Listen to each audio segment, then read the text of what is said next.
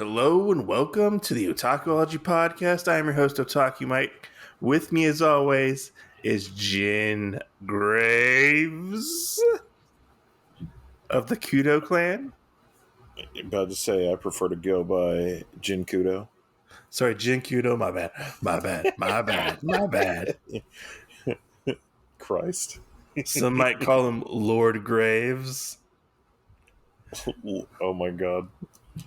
Don't put these images in my head, because now I'm Why? imagining you in like a cherry blossom kimono, like with the little like kind of like almost like you're about to cry anime eyes, and you just like do the bow and you're like, my lord. And then you hear in the arms of an angel. No, then it gets into that yaoi thing where we both rip off our shirts and we're these like really big muscular guys like running towards each other. And it's like, hey, sweetheart, hey. So shit happens. Can I just say, we didn't really talk about that. We kind of shared this on the Instagram. Yeah. But I have very mixed feelings about AI art. Yeah. But the AI art we've been creating has been really weird. Hey, buddy, you haven't sent me any more AI art, so I I don't know what haven't. the fuck you're talking about. I haven't, but a part of me feels like it's a little soulless, just a little bit. Just a little bit. I mean, Maybe it is some. Maybe some. I guess it's more like life's what you make it. I guess so. But yeah, behind the scenes, I usually laugh at our shit a lot. I mean, it is pretty funny trying to describe what you want to a computer. This is true. I also like where you like put it in, and what it makes me think about, and only because I also do D&D stuff, is it makes me think about in the old stuff when somebody would ask for like a wish spell. Yeah. And I've heard horror stories where they weren't in depth enough.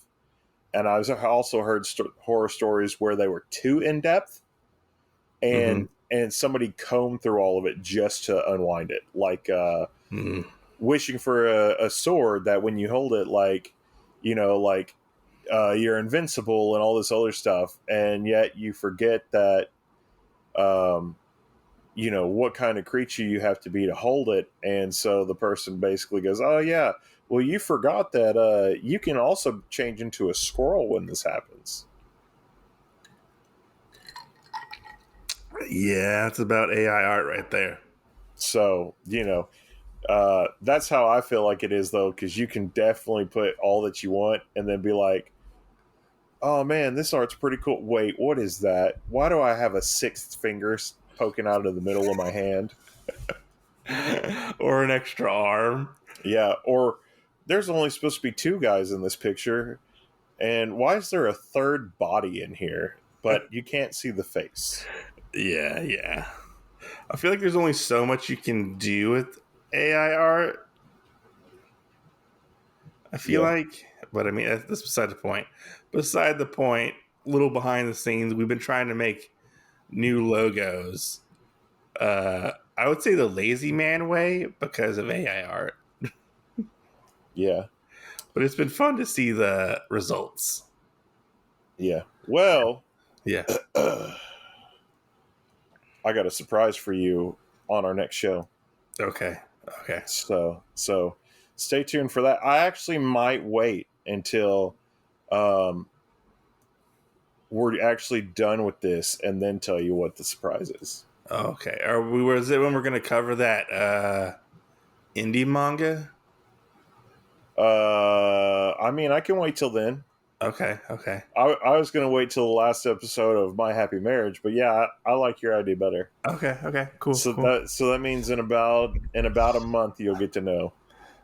I mean, we're almost done with My Happy Marriage. Yeah, we got 3 more episodes, so in a month you'll know. Yeah. So, yeah, which we did get reached out to, which was very surprising, about reviewing somebody's manga. which This is true. I was surprised about because usually for anybody listening, Go if ahead. you reach out to us for manga or any other things like that, tell us where you come from. Yeah. Because this is mine and Mike's basically like second one our whole time streaming. Technically our first good one that it seems like. Because the last one you had to do by yourself and it was crap. Which one was that? The Otaku Guide to Korea or whatever. No, that was the Black Traveler's Guide to North Korea. No, South Korea. Not I wasn't trying to throw all that stuff in there, It was the Black Traveler's Guide to South Korea. And I was sick, too. I was sick on that. And I was at a con, so that will always be one of the best moments that I hear. You left me for dead.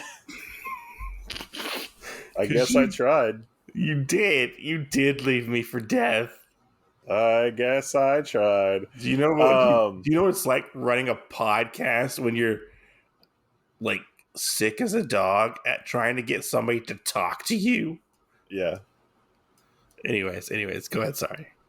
Right, and sometimes you let people ramble, and sometimes I have to be like, "Well, buddy, I think you've talked enough," in a much politer way. Yes. But anyway, besides that, I've gotten reached out to twice to do stuff. So I'm wondering where we're getting all these things recently, because I'm like, man, like, I think it's been like the span of 2 weeks we've gotten 3, and I'm like, what the fudge? It's true, because normally it's a drought. Yeah. So I don't know what we're doing. That's why I want to know, is somebody stumbling onto one of our other channels and they're going, yeah, let me get into that, or what?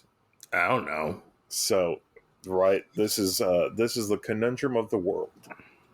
So, as the tenacious D of podcasters, this is true.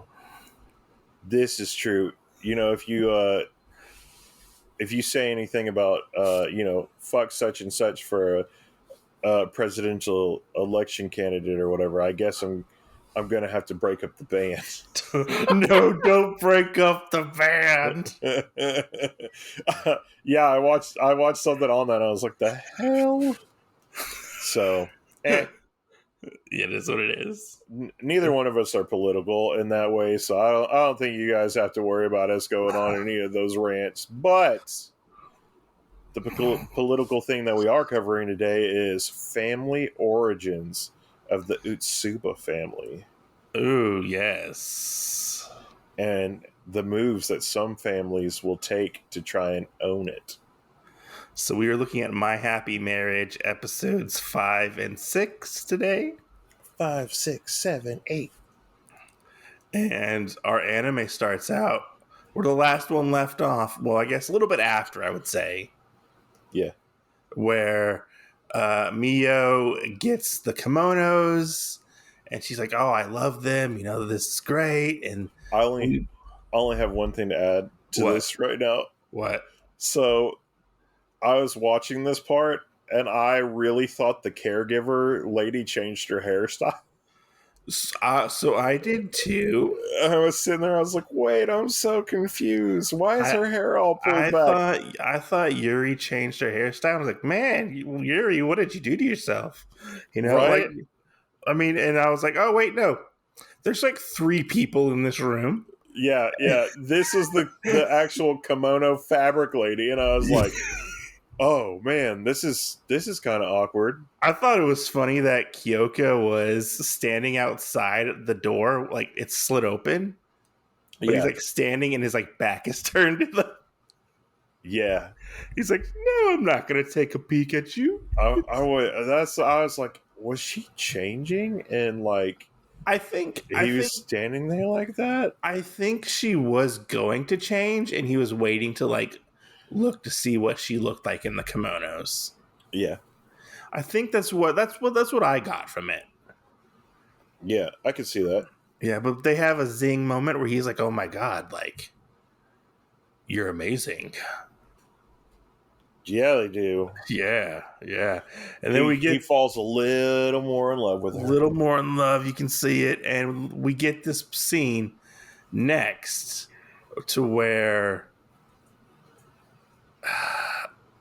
I forgot her name. I had a brain. What's her name? What'd she look like? Blonde hair. Oh, you're talking. Fuck. Why did you Kaya. tell me that? Kaya. Yeah, yeah. Kaya. I was like, oh man, you would say that. I thought that's what you were asking. And then you asked me, and I forgot. And I was like, oh crap. Kaya is talking to Koji's dad, right? Yeah, And they're like scheming and planning. And she's like, you know what? Like, maybe you can get my dad to swap fiancés. And he kind of like, I feel like kind of turns it back on her and like gets her to do the job, yeah, yeah. which I was like, huh, very sneaky. Because we all know he wants the Usama bloodline. This is true. Yeah. This is true. Which, I mean, Which, I mean, we do jump where Kaya does go find Poppy and is like, yes. hey, Which, can we do this? Which I just had to point out, like, this is definitely his and her mom's like fault on this, because she's having like a fucking mental breakdown by like, yeah, they told me I was always the best. I'm better than Miyo, and yeah, so they like, I I'm deserve the better. best. She's like, I'm better than that thing. Like, she Yeah. doesn't consider her a person. So I was like, okay, so why do you think that Koji is like not as good as As Kiyoka? as the pretty boy? Yeah. I mean, she wanted Koji at the Yeah, beginning, she but it's all, wanted Koji. I feel like because it was that thing where my sister can't have anything, and I'm willing to get something over that. yeah, and she finds out that Miyu's like happy. Yeah, She's yeah, happy about like everything that's going on, and everybody's so surprised that she's like basically surviving and thriving.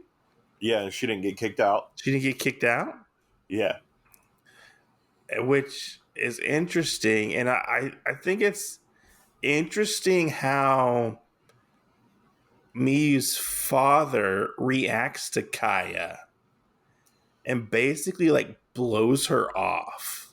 yeah. So, question: Yes. Do Answer. do you think Uh-huh. that Daddy-O already knew this? I don't know.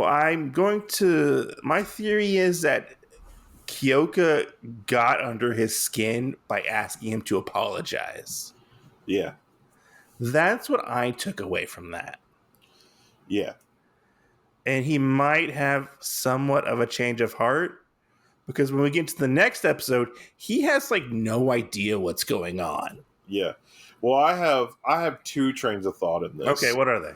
One, I feel like he did know, but because he knew that she didn't have this spirit sight thing, like the most common of spirit abilities, Uh-huh. that he was willing to just basically like cut her all the way loose. Yeah. And so he didn't understand why anybody was trying to create a snuff about it. Mm-hmm. And then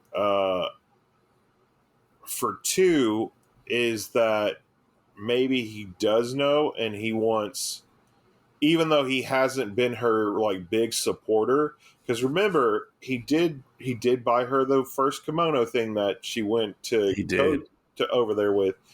I'm kind of wondering if he's just putting up with the stuff for the stepmom, and secretly he does want something. You think? Because maybe he's got ulterior motives for one of the strongest families to also be with one of the strongest bloodlines. I could possibly see that. Maybe an ulterior motive. and I will only say that decision is based off of the last part of this episode, or of the second episode, because of the emperor thing, saying, "Hey, we need to take care of this problem." Yeah, we need to take care of this problem. Until now, we thought like this is just small town marriage shit. Okay, let me put this out. It's kind of like the Hatfields in McCoy's. If you know See, them. I don't even think it's that big. I feel like it's like in this town, you have, you know, basically like these families that are there, and it's like, oh yeah, you know, like let's just kind of like It's like neighbors squabble, basically. Yeah. But then it goes from being like small town, you know, like duchy, into like, hey, now the emperor's evolved. Now, like, this is basically like the king. No longer are we talking about people in this town for like the earl, and they're having to do like an earl. You know what I'm saying? Mm-hmm. Like the title earl. Like two of them having a fight. Now we have the big head honcho is sticking into it, and you're like, well, this has to go much farther than what we've been led to believe so far. Yeah, no, I agree. So that's the only thing, because of that last little bit. We haven't had anything that's led to this or anything else. And I kind of wonder, in that sense, if the dad does have something to feel like either Koji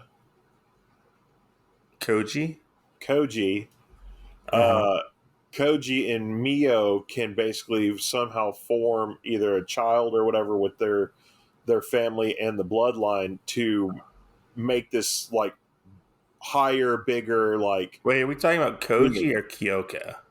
Kiyoka. Okay, sorry. Okay. Yeah, I almost said Koji, and I was like, no. I was thinking Koji, and I was like, wait, but that's what Koji's dad wants. Yeah. Is to like sire a child. See, and I feel like in that sense, the Koji's dad is thinking small term. Yeah. He wants to raise the name of his family up. Mm-hmm. That's it. I mean, we see that where he basically gives Koji the thing, because Koji storms in after they kind of have the talk with Kaya, and he tells him that. He goes, you know, basically like, hey, Dad, like, this is what you're trying to do. I disagree with it, because you know that basically she was treated like trash and beaten and all this other stuff, and you never chose to help.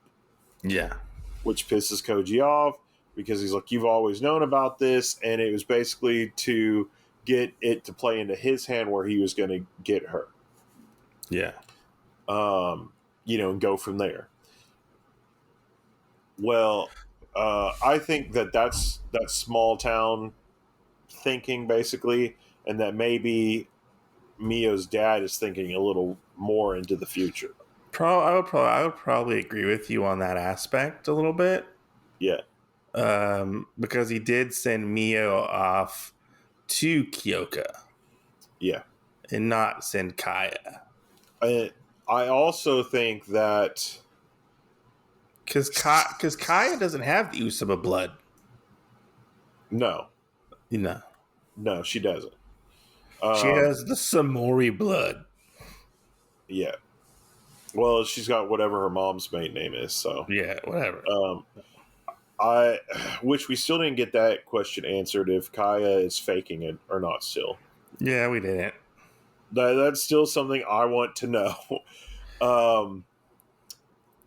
But I also think that maybe Koji's brother is tired of their dad's BS and is also looking to take over that position, because I don't feel like it made a lot of sense. Like, if their dad's the head, in that first interaction that we had with Koji and his brother, Kazuki, why it made a lot of sense in this appearance, where he basically, you know, because the first time he basically used the force and choked Koji out, kind of, sort of. The second time, this time he basically was like, I'm going to untie you. I need you to go get what's his face and basically stop dad and da da da. And I really feel like that's for him to take over this kind of like family situation. Yeah. I mean, I get you. so. But let's move back a little bit.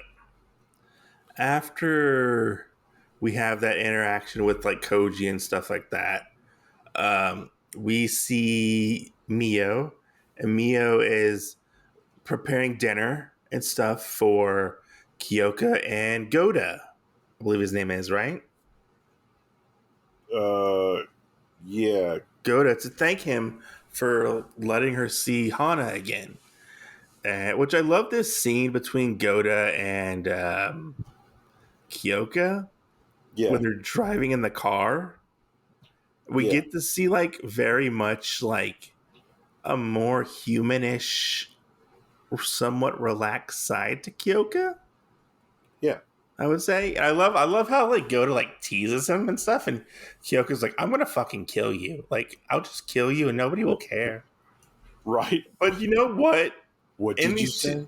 in these two episodes, Behave yourself. in these two episodes, Yeah. you know what who Kyoko reminds me of? He reminds me of Roy Mustang. Like a lot. Oh, how he's acting that way? Yeah, how he reacts and stuff. Yeah. Maybe. Well, how he's like always so serious and like proper and stuff, and Yeah. especially in the next episode where he like busts open the gate with his powers and stuff, and it just his whole body language and stuff. It reminded me of Roy Mustang very much. Yeah, kinda. Yeah, but anyways, I won't deny that I feel like that's a part, but I don't think that Roy Mustang is the only character that I feel like makes him up. yeah, no, I'm just saying like that's who it reminded me of, like Yeah. because he's like so serious, and everybody else is joking with him and stuff, and he's like, I'm just serious. Yeah. I mean, I would probably throw Roy Mustang, the guy from my love story, and in this part where he got really pissed off, Mm-hmm. I would almost say that it's probably like an Aizawa for My Hero Academia. Okay. Just from when he got angry, and it's like, I have to use my power to do it,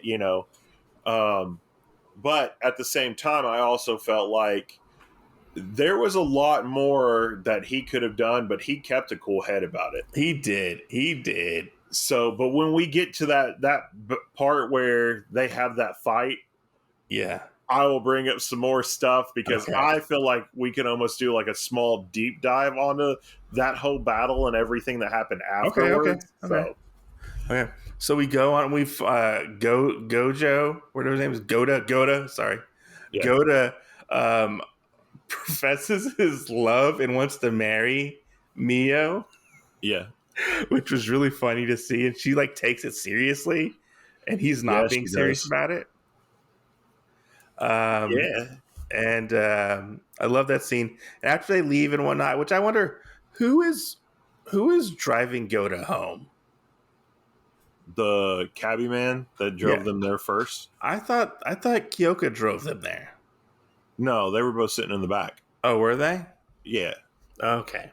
Yeah, there was another guy. I don't know if it was part of the army division with them or something like that.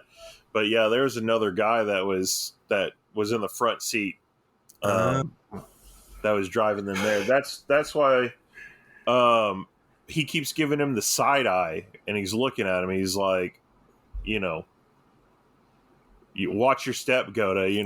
Don't say that. Don't do that. Would you prefer me to like erase you or stuff like that?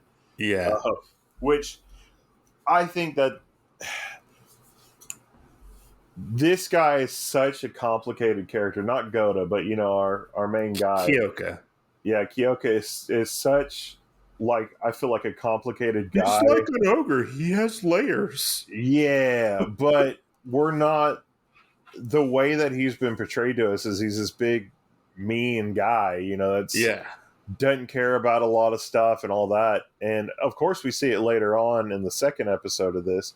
But in this first one, I feel like we do get a lot of stuff. Like, even though he's technically threatening Goda or whatever, you can tell that they're pretty good friends for them to be able to do that.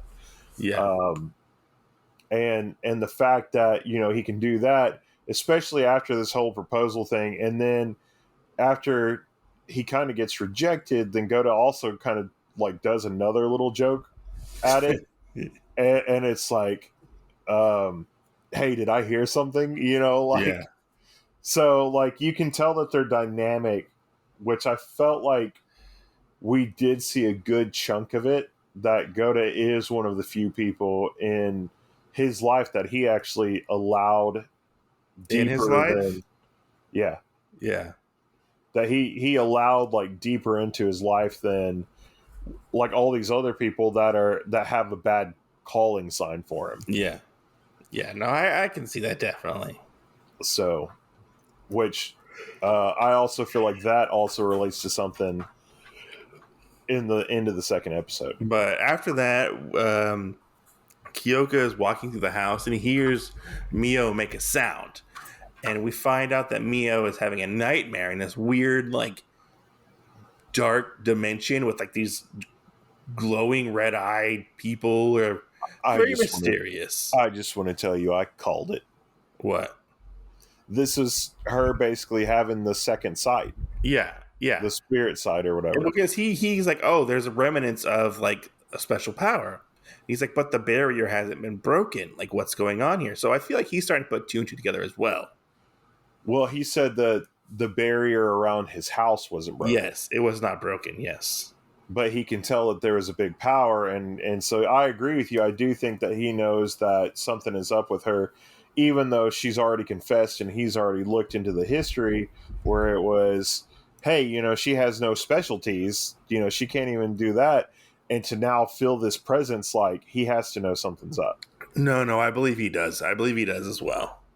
Now, I also don't think that he exactly knows what it is, but I do think that he knows that she's had some kind of an awakening. I would say so. Maybe because she's so happy.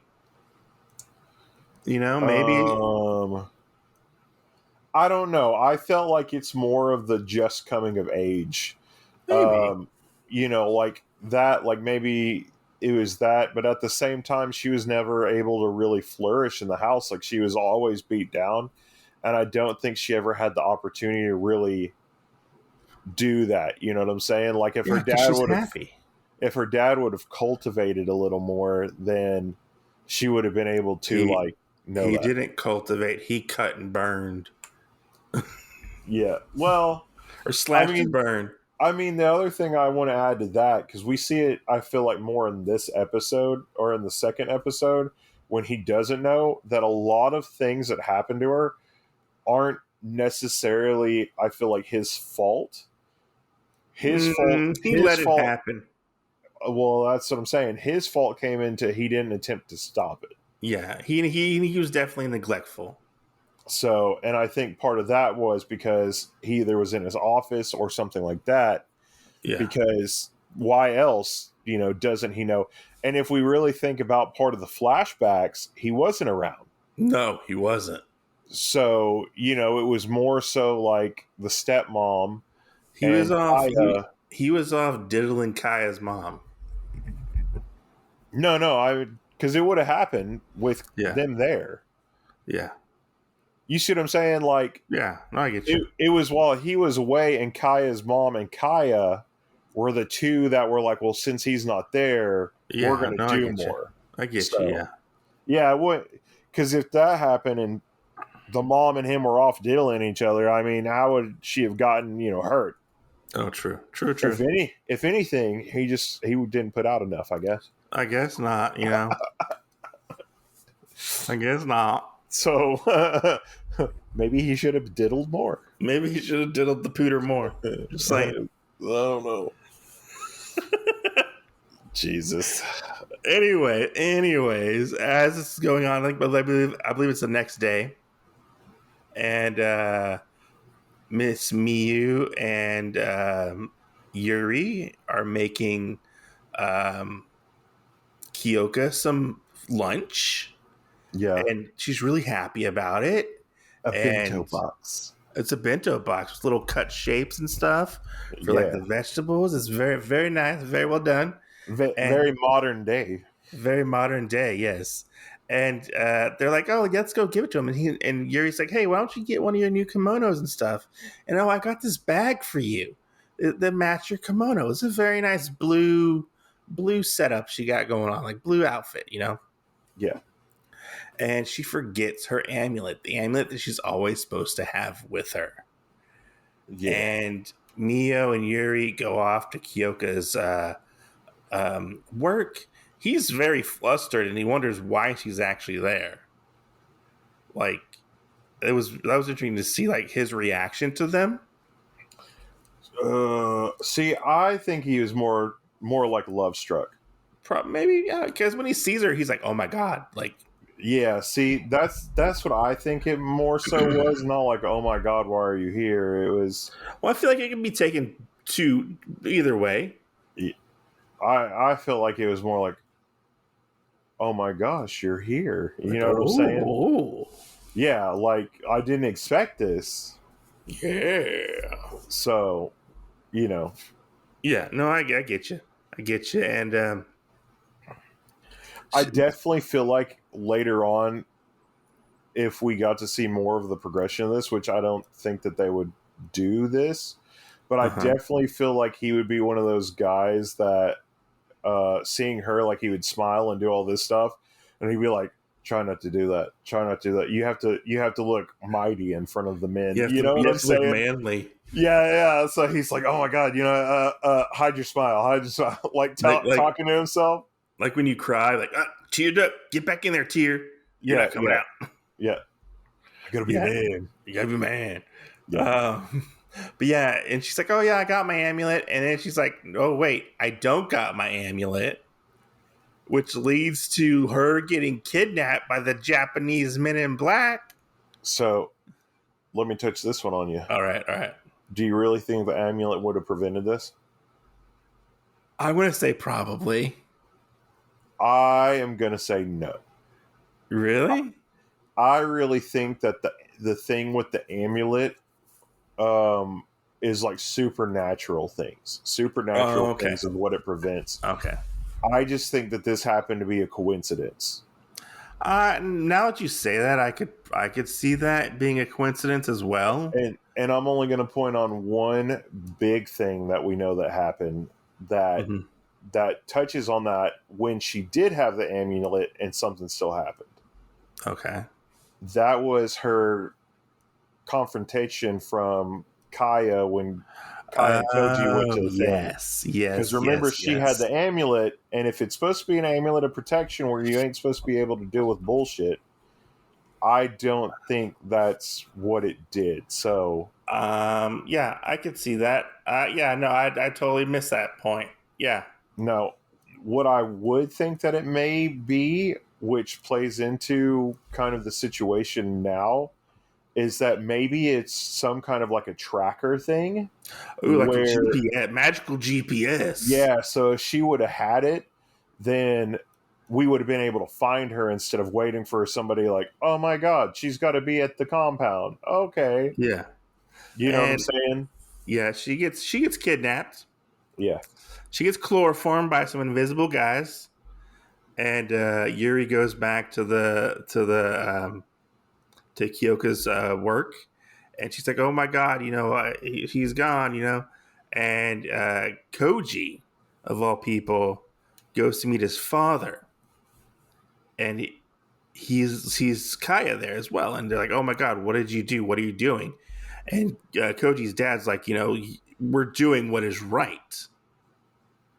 We're having the Usuma bloodline in our family, basically." Which I don't think Kaya was there when they had this conversation. She was, but then she left. Okay, and then that's when the Yes. fight happened between both of them. Yes, that's when the fight happened, and the magical rope showed up. So they have this pretty and somewhat little intense fight. So I'm going to point this out because I was actually going to ask you about the rope. Uh-huh. I don't think the rope was magical. I just think it was somewhere in the room we didn't know, and But he see, tied here's the thing. Koji up. Here's the thing. Yeah, When Koji falls on the floor, he falls, his legs are spread, and yeah, his arms are like to his side. yeah. His dad walks up to him, talks to him, and like leaves. We never get a cut to where, hey, Koji's dad like tied him up with this rope. I feel like this is more of where we had to be a listening part, which I don't agree that it was executed very well. I think when he told him to lay there and think about it, and we had to focus on Koji's face, Mm-hmm. was when the rope supposedly got onto I him. mean, yeah, But I do agree with you that there wasn't a thing that we actually saw where the ropes were done. yeah, yeah.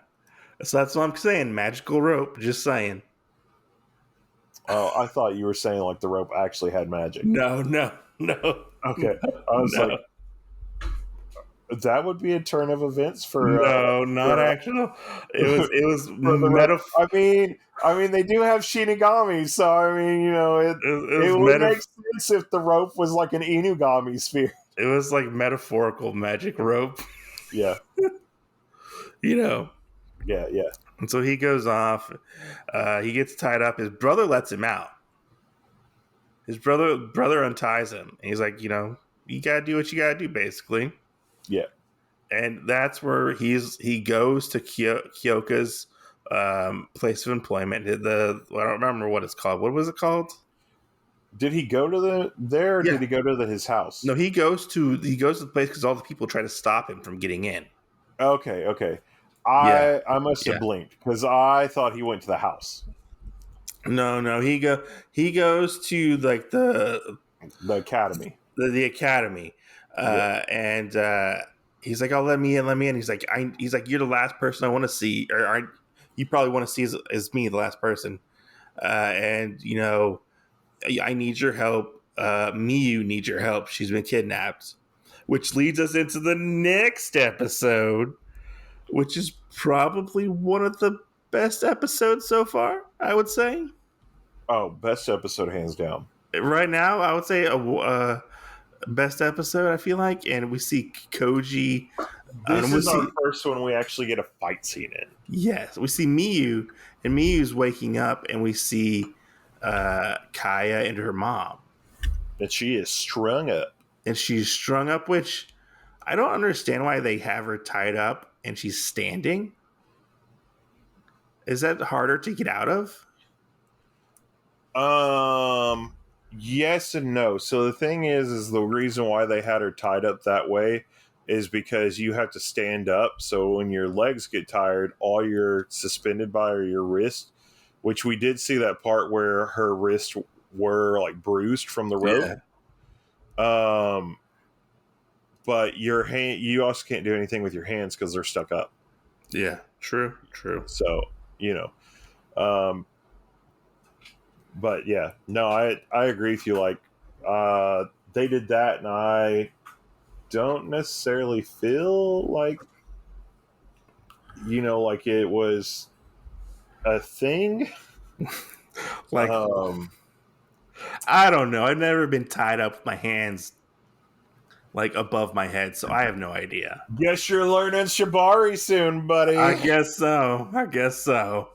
But we have this scene. I'm gonna send you guys a Shibari book where they're like, "Oh my!" Like, you are going to renounce Kiyoka's like engagement proposal. Yeah, basically. So I want to talk about this in separate ways. Okay. I want to talk about this, like the whole scene of Kaya's little bullshit, up until like the door gets opened, okay, and then jump back and do it from the other point of view. Okay. And then when we meet back up, that way, so This whole thing was bullshit. I thought Kaya was gonna start cutting a bitch. I thought so too, and I also thought it was kind of stupid that stepmommy was like, Yeah, you're "Yeah, gonna do this. You're gonna do this. I've done all this shit for you," and is like beating her and like all this other stuff, and I'm like sitting there watching this. I'm like, "What did you do?" Like Nothing. nothing. You kept saying, "Oh, I did this for you and I did that." You kept her as a fucking slave, okay? Yes. Like in no way did you help anybody out. Yeah. No, And I my agree. other thing was like it was a good taste, but I felt like it was overused in this where she basically beat her with her fan. Yeah. I was like, at some point, like the first hit, maybe, but then I was like, at some point, maybe she'll drop it. And she never I did. mean, at one point they start like choking her out. Kaya did, yeah. Yeah, Kaya starts choking her out and stuff, and they Yeah. cut her. They cut her hair. They cut her kimono. She just clips a little piece of hair off of her. Yeah, Um, I really thought she was gonna like start cutting her. Like, yeah. But I mean, you had this whole part where I mean, you can fully tell that Kaya is some kind of a spoiled brat. oh yeah, most definitely. I She's mean, we she's could already tell that. she's gotten everything she's ever wanted, and she was told like once or twice or whatever, you know, you have to be better than this person, and it was just like fucking overkill. Yeah, And now she has that where it's made up her whole personality. So in some aspect, for me, I want to say that I feel for Kaya because, of course, she's had this lie to her whole life. mm-hmm. But at the same time of that, I'm like, how were you so stupid to not realize that at all? Yeah, And that you were willing to go to the point, because I agree with you. I did almost feel like at one point that she was going to cut her. yeah, I did. I thought she was gonna start cutting off fingers and toes. Yeah, well, I mean, she put it up to her throat at one Yeah, point. I mean, she did a lot of different fucked up things, and I was just like, which I would like to know in the manga if there is a little different variation to this. I would too. I would too.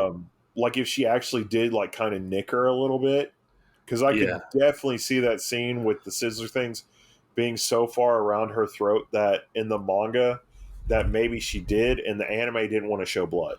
but I love the counteraction to like their abuse of Miyo, and she's like, you know, like, no, like, I'm not going to do that. I'm Yeah, not going to renounce Lord Kyoto, Lord Kiyoka. Kuda, Kyoka Kuda. I'm not. I'm not like he's mine. I'm his fiance. I'm gonna marry him. And like the look in her eyes, I feel like she is like low key a shonen protagonist rising up after they've like been defeated by like, you know, the big boss. You know? Yeah, yeah. Y- I could totally see stuff like that. Yeah. I think she's never, because I mean we get it. I mean she says, which you know, warning alert for anybody that has problems with this. You may want to skip a little bit forward, but she does bring up that basically she has suicidal tendencies Mm-hmm. back in the day before Kudo basically gave her a reason to live. Yes. And now, because of that, she's holding on to it as dearly as she can, and she's not going to try and renounce him. Yeah.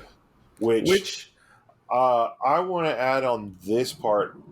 I was a little confused why it was so important.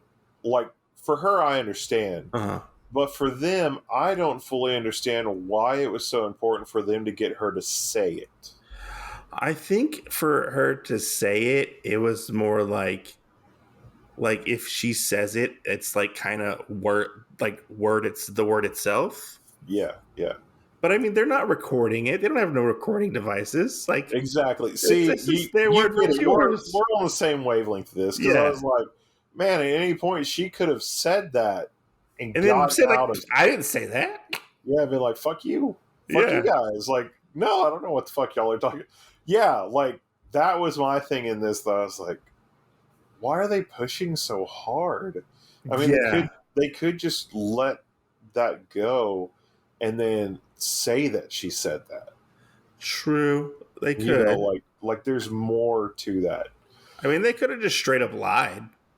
Yeah, this is true. Um, So, but so that basically, like, that happens. They cut her down. and that's when we hear Um, the big crackle. yeah. We hear the crackle, which we go back to And then they just basically like start beating the shit out of her. yeah, we go back to the beginning to where we see Koji and Kiyoka, and Koji's just banging on the door. He's like, they're in the car at first, like, oh man, can you go faster? You know, and Kyoka's Yeah. like, this is as fast as I can go. I'm driving like 15 Which, miles an hour. What do you want? yeah, right. Which I only have one problem with this part is what Uh-huh. took so long. What took so long? Yeah, what took so long for Kudo to basically blow the gate open?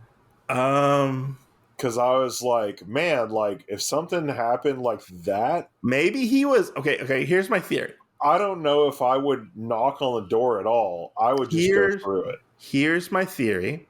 Okay. So I feel like it might have taken Kyoka a little He's a bit long. gentleman. He's a gentleman. He's a gentleman, but Yeah. he also like. I feel like if you quote attack a family, it could be like an act of war almost against that family. You know? I would agree with that because I was thinking of that at the beginning of this too, but I really don't think it mattered. Maybe not in If that this makes sense, but I mean, sense. there's probably some guidelines or something. I I don't know.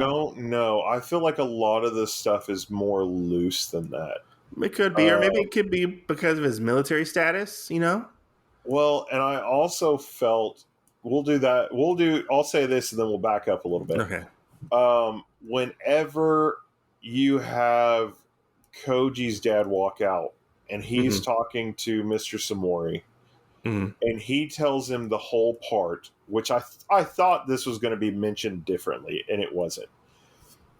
But whenever after he's went through the gate, I feel like when they're having that conversation moment right there, Mm-hmm. and he says, "Oh, he's been through your gate," you know, I totally thought that at that moment he was going to tell him he's went through your gate. You have, like it is in America, like you have the right for authority Yeah. to come arrest him. He's not on the street I anymore. I He could see broke your like he's gate. he's trespassed. Yeah. And that's not the dialogue we get. We get he's done that. He's gone through the thing. If you let him basically like come in or whatever, he's going to burn your whole compound down. Which is ironic.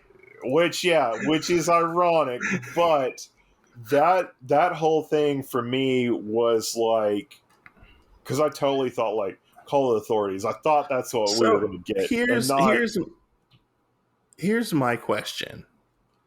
yeah. When we get to the part where Koji's dad comes out and Miyu's dad comes out, and Okay. Miyu's dad's like, "Oh, I don't know what's going on. What are you doing here? What's going on?" Yeah. And he's like, Kiyoka is like, "Hey, where's Miyo? Where's my fiance? I want her back." He seems to be so fucking clueless Who? about Miyu's dad, Mr. Saimori. Okay, so let's back up real quick, and then we'll touch on this part. Okay. So knock knock knock. We're knocking on the gate. Hey, buddy, you better get out of the way. You know, bolt of Yeah. lightning destroys the gate. Yeah. Walk in, that whole fucking cutscene. We're at that part where the door opens. Hey, buddy, why are you here? I honestly think that in this part right here, that the only three people that knew what was going on, well, I would say four, because Koji knew and was trying to handle it. Mm-hmm. But I think that the only other three people besides the person that was trying to help was Koji's dad, Mm-hmm. the stepmommy, and Kai. Yeah. I think those were the only three people, and how I feel like it was laid out was that Kai and stepmommy were going to handle the business, and Koji's dad was supposed to be the distraction. Okay. He was supposed to basically have Mr. Saimori there and not let him know. Because we get multiple instances where he's like, "Why are you guys here? I don't understand what's going on. Yeah. What are we talking about?" I honestly feel like in this sense he knew nothing was going No, I agree. He knew nothing at all. on. But Which, we do get this really cool fight scene. oh, I love this fight. Like, I love how they use the elements and stuff. Yeah, and I want to touch on the power system right now. Okay. So in this, I'm a little confused because everybody can create a shield, Yes. which we haven't had anything like that before of shield stuff. No. And for me, I would say it's more of like I call it the force powers. Mm-hmm. Um, It's like a general force field. Yeah, which I thought was the power that basically Koji's family had. So what? One Because thing is, his brother kind of like did the force choke on him. We yeah. had the argument between Koji and his dad, where Koji basically picked up all the things and threw it at him, and then his dad basically forced him to the ground, and kind of telekinized himself or Well, I whatever. mean, like the power structure or ability has been very vague up to this point. Yeah, the only one that we've known of is Fire. Kudo having fire, water, and electricity. Yes. And we haven't really gotten big things of that. Yeah. Which we get in this episode. Like I love the scene where like they're like he's like Koji's dad is using like a wind tunnel or whatever tornado thing, and he just shocks him, and he just continues on. And it's like, oh my god, this guy's so powerful! Like I can't believe it. He's like the best of the best. So, in this sense, this is where one of the things I wanted for us to touch on. I think automatically he already knew, because yes, he is mad. Yes, he is coming to get Miyo. Mm-hmm. And all this other stuff. But at the same time, even though he's angry, he still knows how to control himself. Because if you look in all these instances, he's only using lightning. His attacks are very precise. Well, and I think the reason why he was using lightning is because it comes to the second part of their battle after he shocks him, and then they start trying to walk around the compound, which for me, why it took so long kind of seemed like bullshit. I feel like the story and the sun is out, and then the sun is going down, and I'm like, why the fuck is it taking so long to find her? And like the storage unit that they're supposed to be in, it's on the other side of the compound. It's on the other side of the compound. Like, did y'all not walk past this thing already? I know, but I love the scene where he starts to use fire. And obviously, so this is part 2. What does fire do? It burns stuff. Yeah. So this is part 2 of my thing. I am confused. Did Koji's dad generate the fire, or did he use whatever his kind of wind power thingy was? He generated the fire. Because that's what I thought too. But I was like, if he has wind powers, then I could see him taking a flame and like being able to ignite that. I saw him generate the fire. Okay, that's what I thought too, and that's the other part that I'm confused on of this whole what is the power system in this thing. Yeah, I mean, it hasn't been really defined yet. Yeah, like I said, we all know like people have powers, and some people have different sets of powers. Obviously, well, I'm just confused. Like, in this sense, I feel like generalized, we just have forms of telekinesis. Yeah. And depending on how hard you concentrate is what elements you're able to generate. Maybe. Who knows? But yeah, continue. Oh, sorry. And I love the scene where so I feel like they get their comeuppance because like he's like, I'm just going to take him out. Like, boom, takes him out. And Kiyoka says, why are you doing this? This is reckless. Like, just give me what I want, basically, and I'll leave. And Koji's dad ends up burning the entire Saimori compound to the ground. Right. Which, as we were talking about earlier, he told Mr. Saimori that it was going to be Kudo that did it. Yes. So I felt like that was a little bit of foreshadowing with that. Yes, he did say that. Which, going into the next episode, which I caught, like we'll talk about it later, but I think it's gonna be really interesting the next episode, like the aftermath of what happens. Oh, okay. Yeah.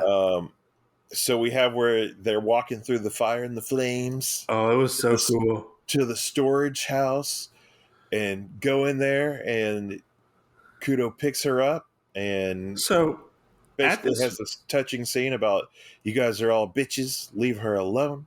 At this point, I literally thought he was going to kill the two of them.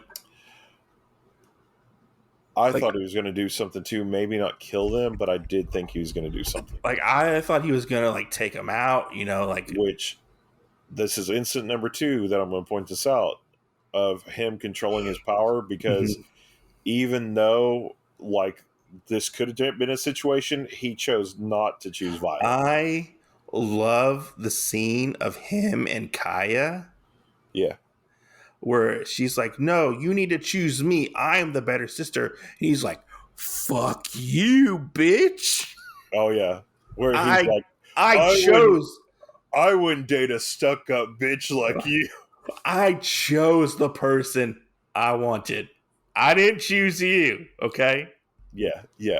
You know, and I'm just like, yes, validation. So the weird thing is, this really reminds me of some of the stuff that I watch, where it's talking about, does a man really, does he want somebody that's more submissive, or does he want somebody that's going to be bitchy?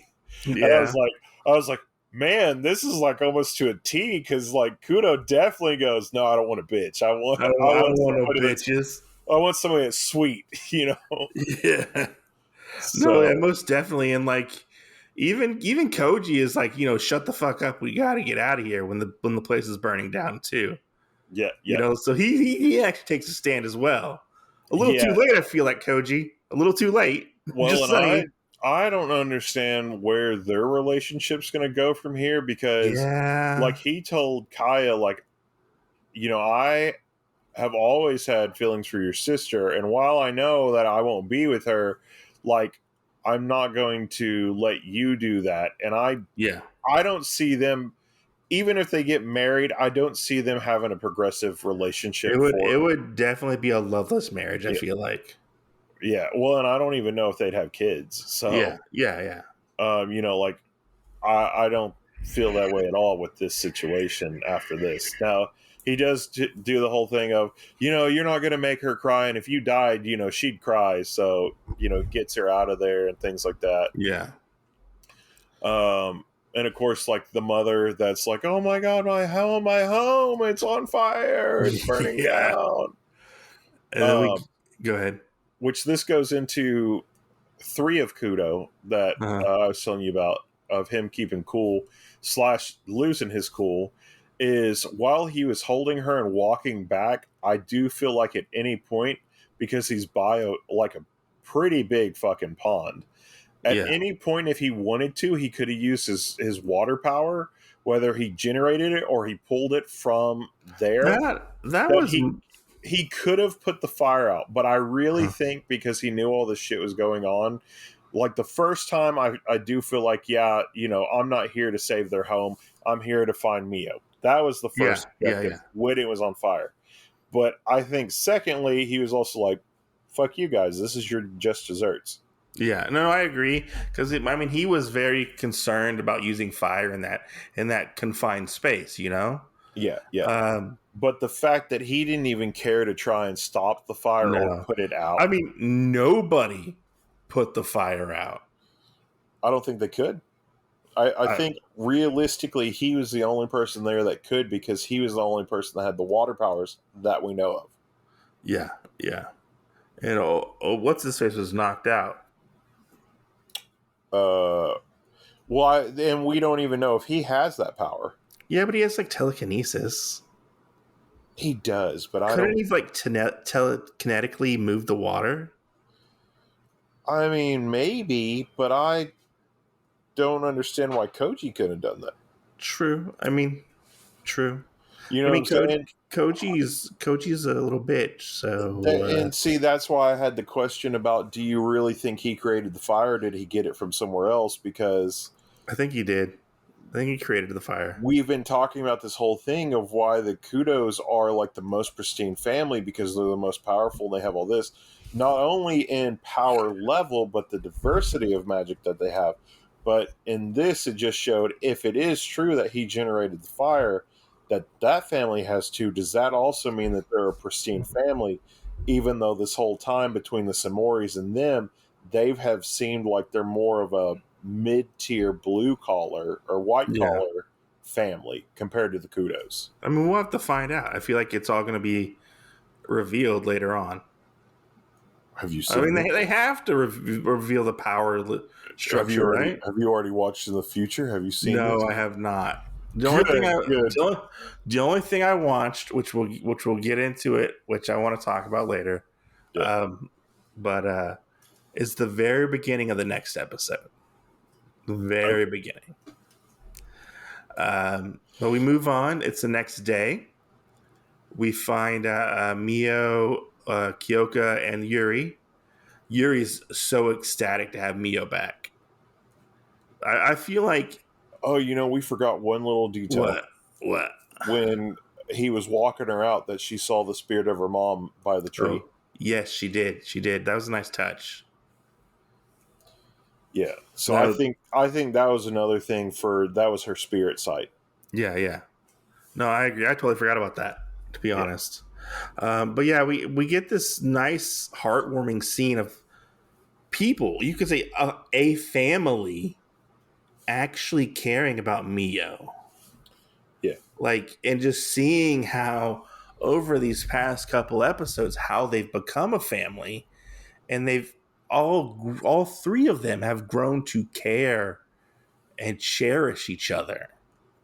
You know, like this is her home. Like she establishes in this episode, Lord Kudo's house is her home, Right.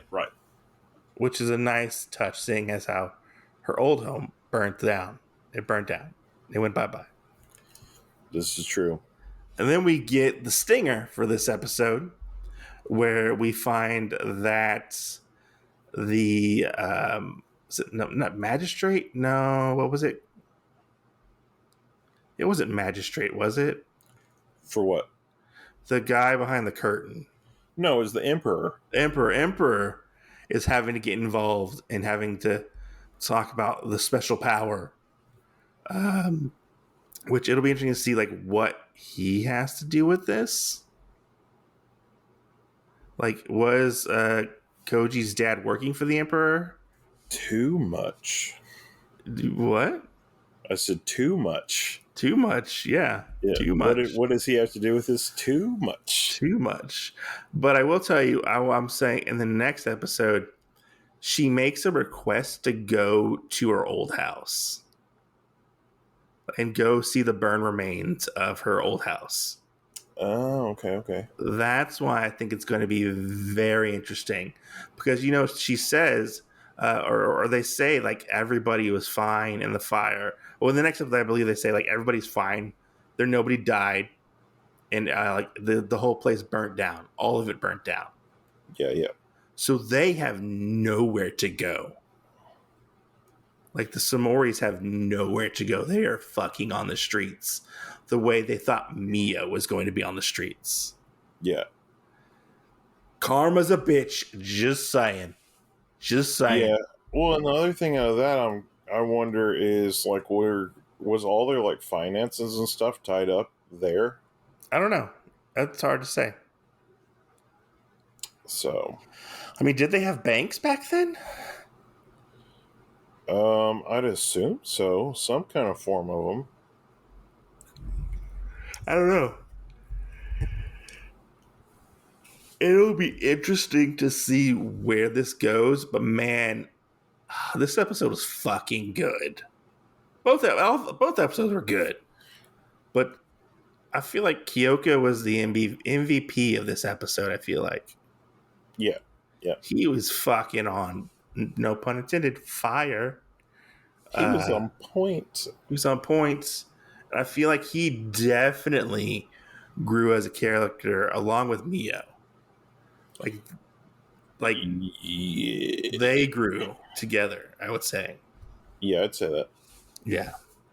No, it was I was kind of curious like where we're going. Like we got to get to like a big like blow up episode, right? Like we have to come to uh a head of the story, like impasse, like what's going to happen.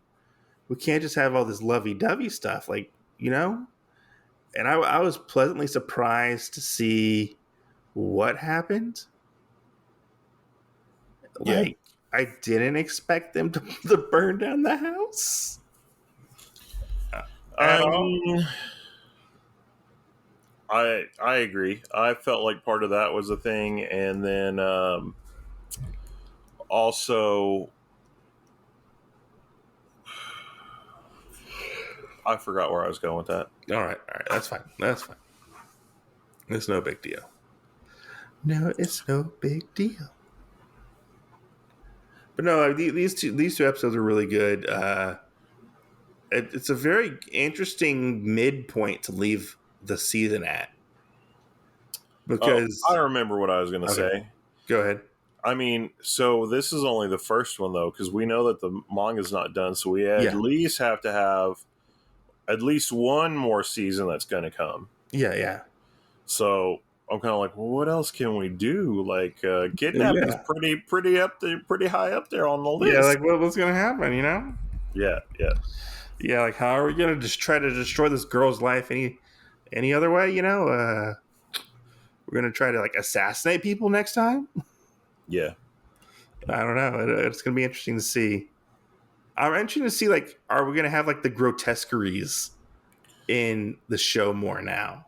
I don't know, because for one thing, they did just say like the worst thing in the thing so far is just smoking. Yeah. So I don't know. I can't point more on that. Yeah, I feel like everything's coming to a head, and now that we're having the Emperor get involved, shit's going to hit the fan. Yeah. But I hope for the best, and I hope the Saimoris die. You morbid fuck. Just saying. If they have to die by Miyo's hands, I'll be okay with that. Oh my gosh. She can pull the trigger.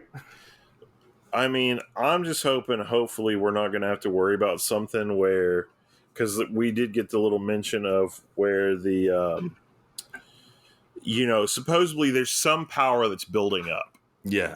And that's the reason why they supposedly wanted to be able to take her out. You know. So we're not exactly sure if that means like in a different way, or it has the bloodline of Utsuba basically been suppressed all these years by like lower classed families or something like that. Because now that they're saying that this is an option and that she's with somebody that's strong, we may have more of a problem than what we think. I think so too. And I kind of wonder, like, in that sense, like, what else can we get out of it? Like, were the Usabas like Naruto's family, The Usamakis? Yeah, the Usamakis. You stupid.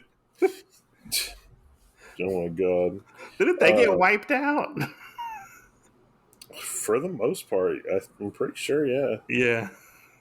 Goodness gracious. Like those guys? Yeah, kind of. You like those guys, right? Yeah, those guys, those Fox people. Yeah, they got taken out. But yeah, no, I really enjoy these two episodes. I know we said that about all of these so far. I'm glad to be proven wrong that I so far have liked the show. So far. Yeah. I like it. Yeah.